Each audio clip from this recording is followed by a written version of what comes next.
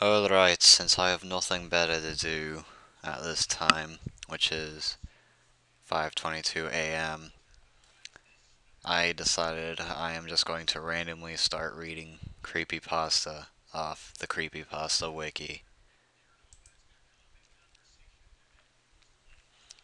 SpongeBob missed suicide. Lost hidden lost tape mouse. Abby. This sounds stupid.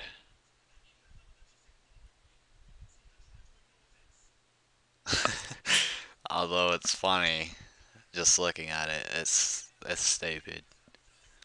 The crawling house on Black Pond Road. Crawling house. That's rather interesting. Alright. There is a place for people who can't sleep. I can't sleep. I have to share because maybe I won't feel if I share. Dr. Kirsch says to write and get it off my chest. Writing about it might release me from it. What should I title this? Therapy? I'm currently seated at a computer terminal in a little, white, sterile room. There's about half a dozen other computer terminals here, all fastened the same way like a classroom. There's posters on the wall with medical information. Everyone in 'em looks happy and complacent. Zombies. This place is called Sleep Health Centers, just outside of Boston. It's a clinic for people with sleeping disorders. I'm feeling a little loopy from the esopiclone, so if my writing gets all garbled, just deal with it. Windows has detected your computer's performance is slow. This could be because there is enough resources to run the window. Uh, how about just keep it this way? It is running pretty slow, I must say. Anyways, where was I? Deal with it, and I can edit it when I'm clear-headed. The doc wants me to do a little writing. He said that repetition can help with insomnia. And I gotta admit, if things were normal, this room and the clack of those keystrokes would probably make me pass. I just lost where I was. Pass right the fuck out. Off. Alarm off. Things ain't normal though. I haven't said ain't in forever. Goddamn. It's not that I can't sleep, it's that I don't want to sleep. I actually doze off pretty frequently, but then I realize I'm falling asleep and I snap myself out of it. When I don't, I drift off and can't stop myself. I dream, and that's what I want to avoid. If I could control what I dream about, I would sleep right now and not wake up till fucking October. But I can't control it. Never since May. Ever since Tom. That house on Black Pond Road. Fuck. Just, god dang it, no! Go away. Just thinking about it makes my skin crawl, and writing that makes me see it all again in my head. I don't want to relive it, but Dr. Kirsch, he's my doc. Nice guy, smiles a lot, practically whispers when he talks. Dr. Kirsch said that if I write about the experience, it might release me from it. Like there's some sort of mental hold on me, torturing me. Guilt? I was as much a victim as Tom was. Tom. Tom was my friend from college. We both attended BU. Freshman year, his room was right across the hall from mine. I remember running into him on a beach late one night when my roommate was spending too long talking on the phone to his girlfriend from home. Tom bummed me a smoke and we just sat and talked about our roommates' idiosyncrasies for a couple of hours. After that, we just hung out all the time. Even after college, we stuck together. Both got jobs in the city, lived near each other in Somerville, whatever. When was it? It was May. Right. Friday the fucking 13th of all days. And Tom called me up after work and said, "What you got going on this weekend?" And I said, "Nothing." And he said, "Any chance you can help me clean out a house?" And I said, "Who we robbing?" And he said, "My dad, aunt." And I said, "Friends help you move. Good friends help you move bodies." And he said, "Unfortunately, somebody already moved the body, but she's got a lot of other shit in her place, and I need to clean it out so I can get sold." So he picked me up that night, and we drove and listened to tunes on the radio, stopped and ate and chilled, and just drove and drove. And I asked him as we were going, that's a lot of ands, "How'd she die?" "She hung herself." "Well, I'm sorry for your loss." "Don't be. She was perfectly insane." "I'm sure she loved you too." "Hardly, but she loved her brother." Incest. "And he just happened to be my father. He needs to get the house sold. But they live out in Washington now, so I agreed to clean the house." "What a good son." "Well, I'm getting paid for it." "Oh, I see. I help do the work and you get all the reward." "You get the reward of my company for a weekend in some rat hole." "I guess that's better than what I had planned." Oh, headache. I'm gonna stop reading his voice in that voice. I'm just gonna use like a different accent or something, you know. Anyways, Black Pond Road. That's a hell of a name. Her house looked like it was going to collapse. It was one floor, one large living room connected to a tiny kitchen and two tiny bedrooms. The bathroom was practically a closet. There was a screened porch off the side looking out into windows. It was after 1 in the morning when we got there. I remember suggesting we sleep in the car just in case the house collapsed. Tom pulled out a flashlight, we gathered our bedrolls and backpacks and went inside. I was. The floor moved. It was dark, but when Tom shone his light in, I swore it looked for a moment like the floor moved. Fuck that floor. It was the kitchen. Greasy, stained white tiles. Everything in that room was greasy and stained, even the windows. They were so gross. The reflected light from Tom's flashlight came back like a mustardy puke yellow. Was it clicking? Tapping? I can't describe it, but the feeling when we walked in was like a couple of crashers walking into a chatty party, and everyone stopping what they were saying and looking at us. Almost the faintest echo of a final sound, like 100 fingernails tapping on a tabletop, and then quiet. "Did you hear that?" I asked. "No, we should have slept in the car." My room was like a prison cell attached to the living room. Tom's room was only accessible from the screened porch. I took a look in and told him we should switch. If I'm getting paid, at least give me the no- If I'm not getting paid, wait a minute, that's the wrong person. If I'm not getting paid, at least give me the nicer room. "You don't want this room. This is the room she hung herself in." We just stood there for a bit. "The only thing missing from my room are bars on the window. So that's so you can escape when a ghost comes for us. A ghost wouldn't be caught dead here." I can't tell which one of them's talking anymore. I went and unrolled my sleeping bag on the tiny bed in my room. What? Then climbed in and lay there in the dark. After a while of everything being quiet, I started hearing this sound. It was like chittering and buzzing. Fucking mosquitoes. That's what I thought. I pulled the sleeping bag over my head and tucked it under me to keep anything out. God, if I hadn't been so tired. Something bit me on the web of skin between my fingers. I woke up and was instantly in pain all over my legs, like 100 needle pricks. And my feet felt like I was standing in this sand at the beach with the water coming in and the mud squishing between my toes. I jerked out of the sleeping bag and fell on the floor. I hurt my chin on something. I don't know what. I got up yelling and checking my hand. There was a tiny red dot of a bug bite between my index and middle finger, and then looked at my legs, and they were dotted like a bad case of chicken pox. Hundreds of little bite marks, and I looked at my sleeping bag, and bugs.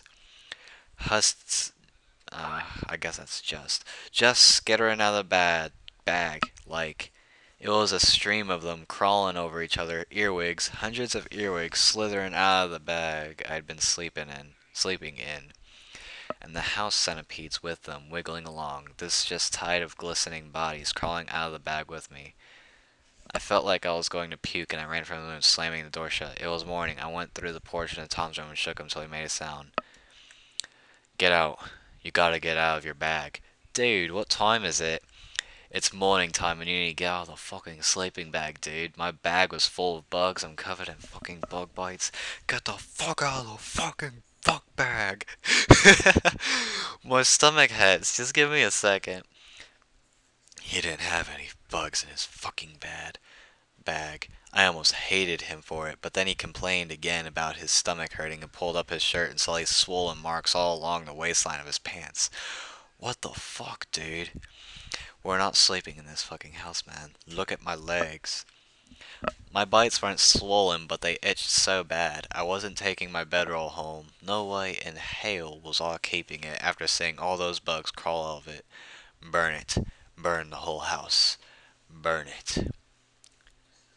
That's my dream. When I fall asleep, I'm back in that fucking bag. Only I can't get out, and the earwigs and the centipedes are covering my feet and my legs and crawling up into my underwear and all over my chest, and then they're on my neck, on my arms, in my ears, and wiggling toward my nose. And I can't scream because they'll be in my mouth, and no matter how much I thrash, the bag won't open, and they just keep crawling back over me. I can't dream that anymore. I spent a week telling myself it was just a dream, but I know they did crawl over me. They had to have been all over me as they slithered into the warm, dark comfort of my bag. Maybe I wouldn't dream it if Tom hadn't. I'm getting off track. We didn't find any bugs in Tom's room. He gave me his car keys and I went in town and bought some cortisone for him to put on the bites.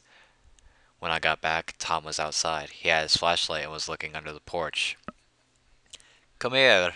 So I went, looking. I looked under the porch at what he was pointing at.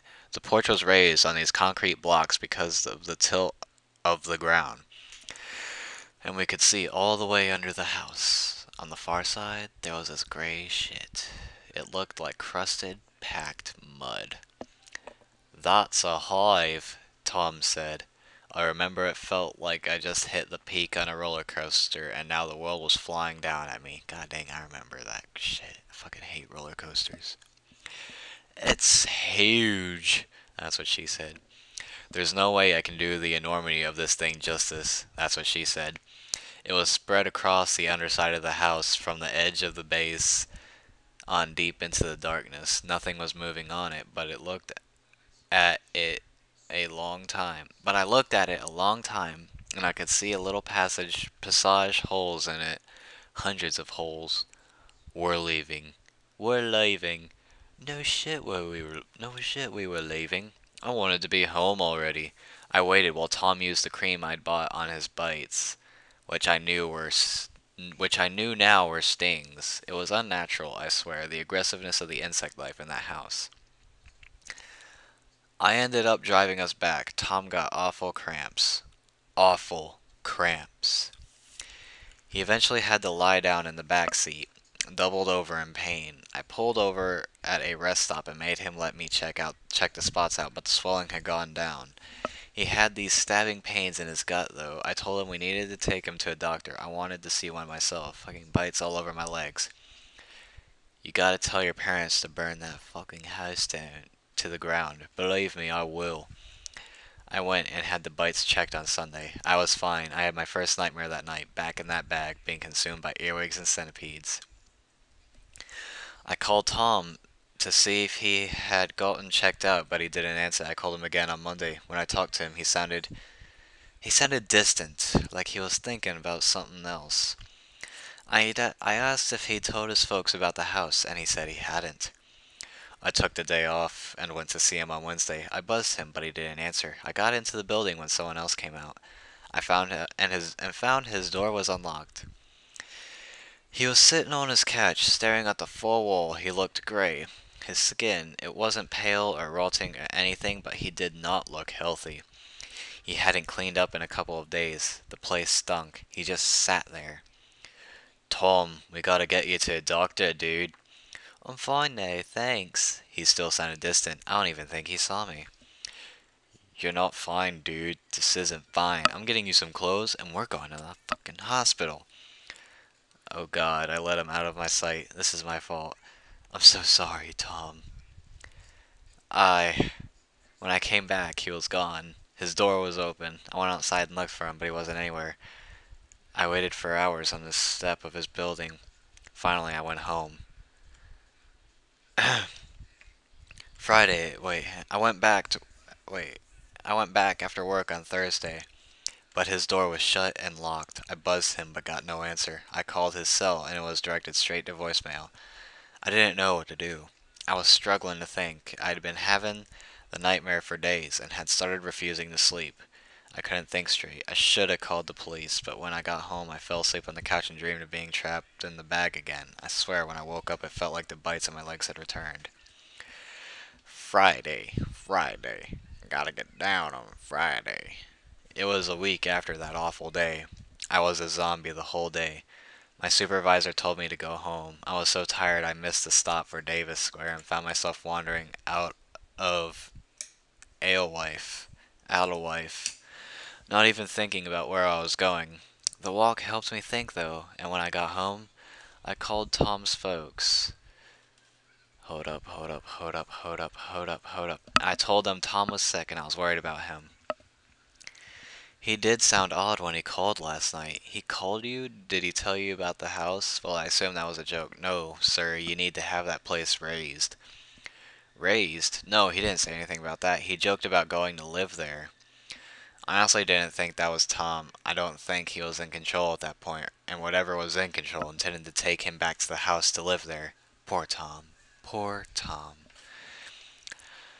I went back to his place that afternoon and got in again. His door was unlocked, but he wasn't there.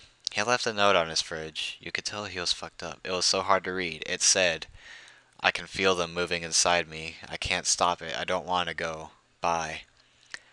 My friend Tom shot himself that weekend. They found his body in Cambridge with a self-inflicted gunshot wound to the head. Just a body in the alley with a hole in its head. I didn't even know he owned a gun. The police didn't suspect foul play, but they did an autopsy because he looked like he'd been on drugs. When I called his folks to give them my condolences, I asked them if they'd found drugs. They told me that the coroner had found dozens of large wasp larvae living inside him. Oh, God! They had been feeding on him from the inside, burrowing through his body. I told his parents to get that house burned to the ground. I wanted to add that they should piss on the ashes. I wanted to piss on the ashes.